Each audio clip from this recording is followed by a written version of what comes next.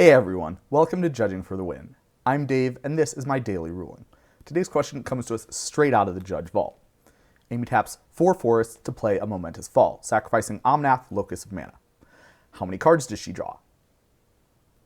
Alright, so to answer this, we'll need to know a couple of important facts about casting a spell. If you've been a fan of the channel for a while now, you already know that when you are casting a spell in Magic, there's a specific sequence of steps you have to follow in a defined order. One of those steps is where you calculate the cost to cast it. So let's do that. There's the mana cost of 2 and 2 green, and then there's the additional cost of sacrificing a creature. Together, these are the total cost to cast Momentous Fall. After the total cost is determined, Amy would have a chance to activate mana abilities. This is her last opportunity to tap her 4 forests if she has not done so already. And after this is the time when Amy would need to pay the total cost to cast the spell. The next important fact that we'll need is that when doing this, you can pay the costs in any order.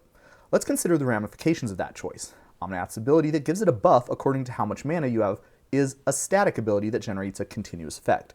These do not use the stack or require priority, rather it applies at any given moment and the size of the buff is updated continuously. Therefore, if Amy pays the 4 mana first, that means when she sacrifices Omnath, its power and toughness will each be 1, so she would draw 1 card and gain 1 life. The smarter play would probably be to pay the mana portion of the total cost after the sacrifice a creature part, in which case the sacrificed creature's power and toughness would both be 5, and the effects of Momentous Fall would scale accordingly.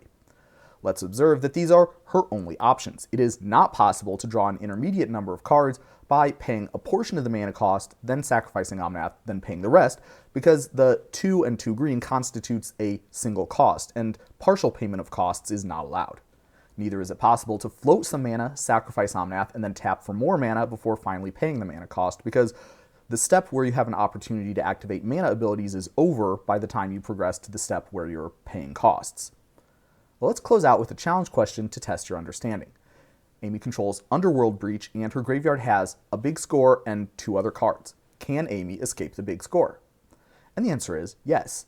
The total cost to cast Big Score is 4 mana plus exiling 3 cards from Amy's graveyard and an additional cost of discarding a card. If Amy chooses to discard first, that means her graveyard will have the required 3 cards by the time she has to pay the remainder of this cost, meaning this play is possible.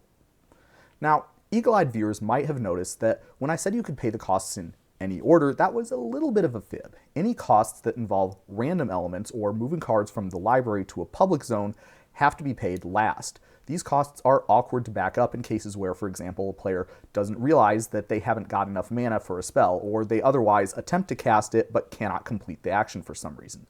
That rule exists to try to mitigate those sorts of situations. That's all I have for you today. How did you do? Join me again next time for another daily ruling. Until then, I hope you have a great day.